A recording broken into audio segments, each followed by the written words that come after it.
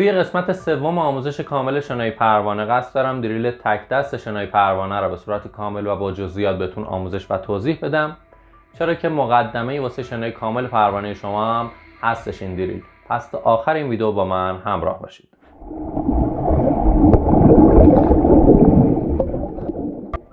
اونقدر این دریل یا تمرین تک دست پروانه توی آموزش و یادگیری شنای پروانه مهم و حیاتی هستش که من تصمیم گرفتم کل قسمت سوم آموزش خودمون رو به این دریل اختصاص بدم.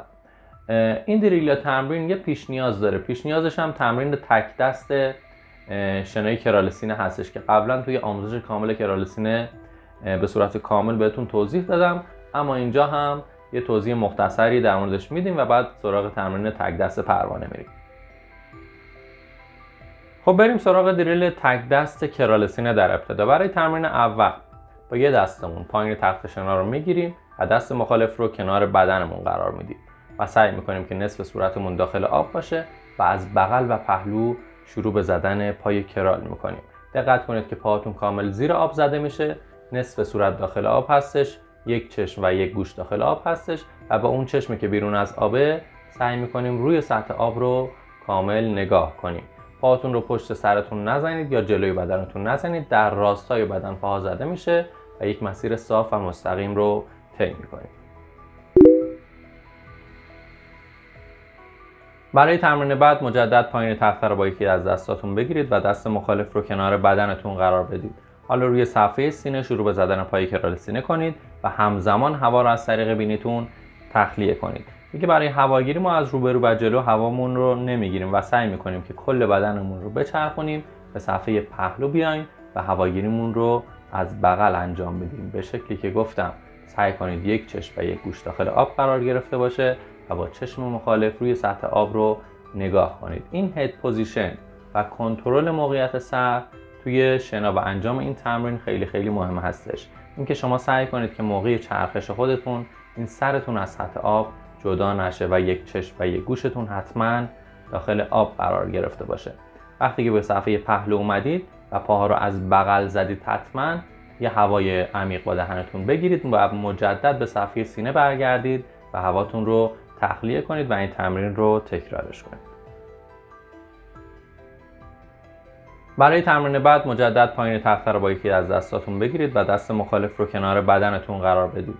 حالا روی صفحه سینه شروع به زدن پای کرال سینه کنید و همزمان هوا رو از طریق بینیتون تخلیه کنید. دیگه برای هواگیری ما از روبرو و جلو هوامون رو نمیگیریم و سعی میکنیم که کل بدنمون رو بچرخونیم، به صفحه پهلو بیایم و هواگیریمون رو از بغل انجام بدیم. به شکلی که گفتم سعی کنید یک چشم و یک گوش داخل آب قرار گرفته باشه و با چشم مخالف روی سطح آب رو نگاه کنید. این هد پوزیشن و کنترل موقعیت سر توی شنا و انجام این تمرین خیلی مهم هستش. اینکه شما سعی کنید که موقع چرخش خودتون این سرتون از سطح آب جدا نشه و یک چشم و یک گوشتون حتما داخل آب قرار گرفته باشه.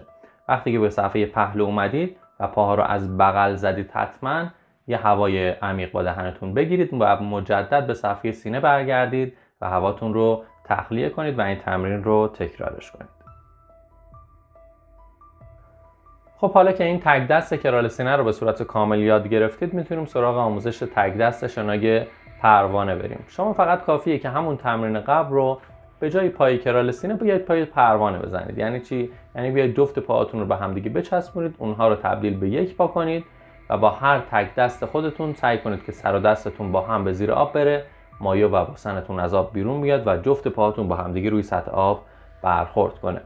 خیلی‌ها به اشتباه این تمرین رو به این شکل انجام میدن که اول یک تک دست با هواگیری انجام میدن، به صفحه سینه برمیگردن، بدنشون رو ثابت نگه میدارن روی سطح آب، حالا میخوان یه پای پروانه در ادامه اون بزنن که خب کاملا غلط هستش.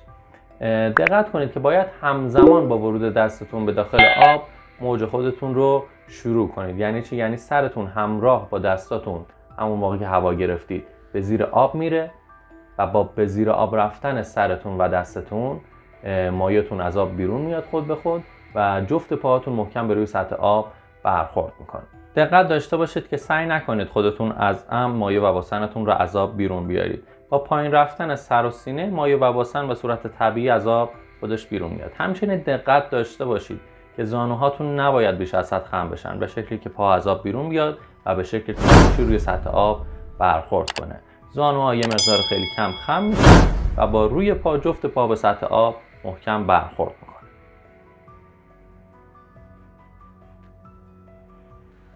این تمرین تک دست رو برای طرف مخالف هم انجام بدید. یعنی اگه از چپ هواگیری رو انجام میدادید، این بار بیایید از راست هوا بگیرید و تک دست راست بزنید. حالا برای تمرین بعد یک تک دست راست بزنید، یک تک دست چپ و با زدن هر تک دست و زیر آب رفتن سعی کنید که سر دستتون به سمت پایین بره، مایع و باسنتون از آب بیرون بیاد و پاهاتون به شکلی که کاملا جفت باشه روی سطح آب برخورد کنه. خب جهت انجام تمرین بعد همین تمرین تک دست پروانه رو با هواگیری از روبرو انجام میدیم. به این شکل که جفت دستا رو جلو نگه میداریم و با یک تک دست شروع به زدن دست پروانه میکنیم و همزمان خودمون رو به سمت جلو هل میدیم. سر گردنمون رو از آب بیرون میاریم به شکلی که چونمون سعی کنیم که کاملا با سطح آب مماس باشه. هواگیری رو از روبرو انجام میدیم. دستمون که بالای سرمون رسید، دقت داشته باشید که اول باید سر داخل آب بره و بعد از اون دستمون با نوک انگشتا وارد آب بشه. دقت کنید که موقع انجام هواگیری خودتون رو به سمت بالا نکشید، بلکه سعی کنید خودتون رو به سمت جلو هل بدید به شکلی که گفتم شونتون با سطح آب کاملا مماس باشه. ما هنوز دست شنای پروانه رو به شما آموزش ندادیم و فقط با انجام این تمرین ها سعی داریم که فرم کلی شنای پروانه توی بدن شما بیفته. تمرین بعد رو با استفاده از دست مخالفتون هم میتونید انجام بدید و تکرارش کنید.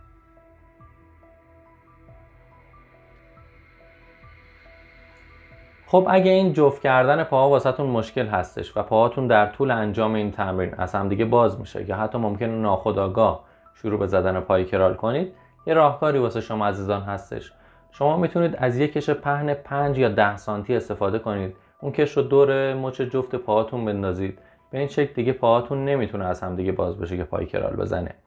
بعد از اینکه چندین جلسه با استفاده از کش تمرین کردید، حالا میتونید تمرینات خودتون رو بدون استفاده از کش مجددا تکرار کنید.